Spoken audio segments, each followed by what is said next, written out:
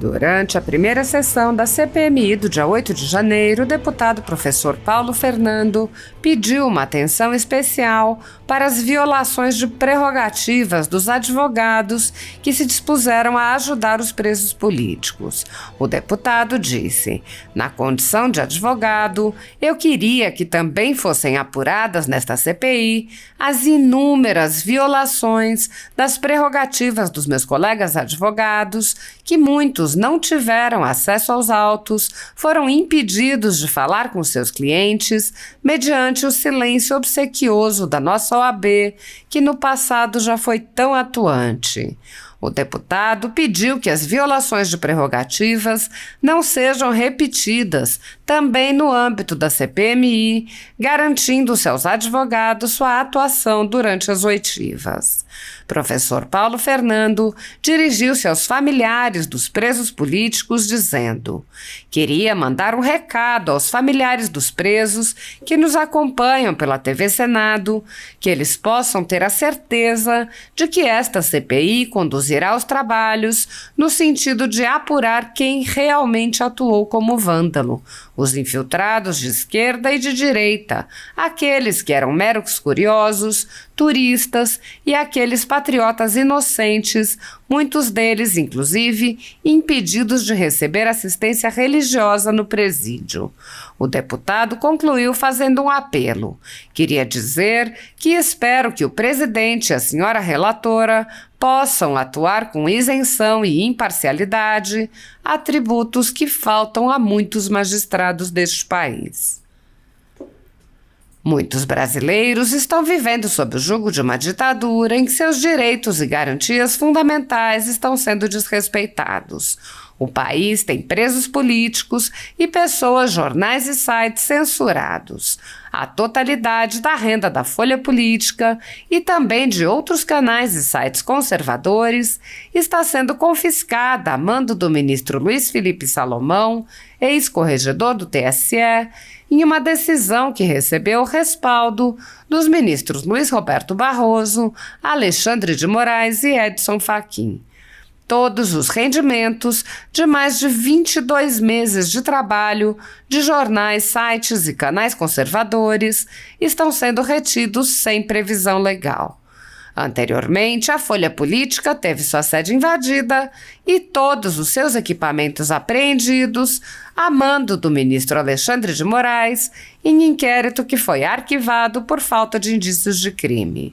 Se você apoia o trabalho da Folha Política, que há 10 anos mostra os fatos da política brasileira e pode ajudar o jornal a permanecer em funcionamento, doe qualquer valor à empresa Raposo Fernandes através do Pix, usando o QR Code que aparece na tela ou o código ajude@folhapolitica.org. Caso não utilize Pix, há a opção de transferência bancária para a conta da empresa Raposo Fernandes, disponível na descrição deste vídeo e no comentário fixado no topo. Há 10 anos, a Folha Política vem mostrando para você os fatos da política brasileira, fazendo a cobertura dos 3 poderes e dando voz a pessoas que o cartel midiático quer calar. Pix ajude@folhapolitica.org. Assista. Cumprimentar a mesa em nome do meu amigo senador Magno Malta, legítimo representante da minoria. E inicialmente eu queria cumprimentar o autor do requerimento, o deputado André Fernandes, cearense, conterrâneo aqui do meu amigo Girão, pela intrepidez, porque ele suportou a pressão governamental que usou de todos os expedientes para que parlamentares pudessem retirar as assinaturas. E na condição de advogado, eu queria que também fosse apurado nessa CPI as inúmeras violações das prerrogativas dos meus colegas advogados, que muitos não tiveram acesso aos autos, foram impedidos de falar com seus clientes e mediante o silêncio obsequioso da nossa OAB, que no passado já foi tão atuante. E tenho certeza que a presidência dessa CPI assegurará aos meus colegas advogados que atuarão na defesa dos seus clientes quando das oitivas. E queria mandar um recado aos familiares dos presos que nos acompanham pela TV Senado, que eles possam ter a certeza que essa CPI conduzirá os trabalhos no sentido de apurar quem realmente atuou como vândalo, os infiltrados de esquerda e de direita, aqueles que eram apenas meros curiosos, turistas e aqueles patriotas inocentes, muitos deles, inclusive, impedidos de receber assistência religiosa no presídio. Então, queria dizer que espero que o presidente e a senhora relatora possam atuar com isenção e imparcialidade, atributos que faltam a muitos magistrados desse país. Muito obrigado.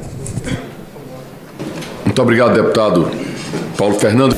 Senhor presidente, caríssimos deputados, já começou. Apresentei um projeto de lei, número 2462, de 2023, que visa alterar a Lei 1079, de 1950, a chamada Lei do Impeachment. E por que isso? É uma lei que já vigora há 73 anos, ela foi criada após o período da ditadura do presidente Vargas, ele vai para o exílio, a oposição então resolve aprovar uma lei se precavendo da possível volta do presidente Vargas. E esta lei não contempla o crime de responsabilidade cometido pelos ministros do Supremo Tribunal Federal. Meu amigo Maurício Marcon, olha só. Eu coloco o inciso 6º estabelecendo como crime de responsabilidade dos ministros do Supremo quando eles usurparem a competência do Poder Executivo e a nossa competência do Poder Legislativo. E na oportunidade acrescento um parágrafo único ao artigo 44, quando entrarem com pedido de impeachment contra os ministros do Supremo e o presidente do Senado arquivar, que caiba recurso ao plenário do Senado mediante um mínimo de 1/10 dos senadores, porque é inadmissível que de maneira monocrática o presidente do Senado possa arquivar os inúmeros pedidos que já foram feitos dos crimes de responsabilidades cometidos pelo Supremo Tribunal Federal. Esperando então que nós, esta casa, deputado Ottoni, possamos dar uma resposta a esses sucessivos desmandos cometidos por membros do Poder Judiciário. E aproveitar, apresentei um projeto 2461 de 2023, que inclui o nome de Orlando Alvarenga no livro dos Heróis da Pátria. Ele foi participante da Revolução Constitucionalista de 32, junto ao famoso MMDC, Mário Martins, Miragaia, Drauzio Marcondes e Camargo, e ele então faleceu alguns meses depois.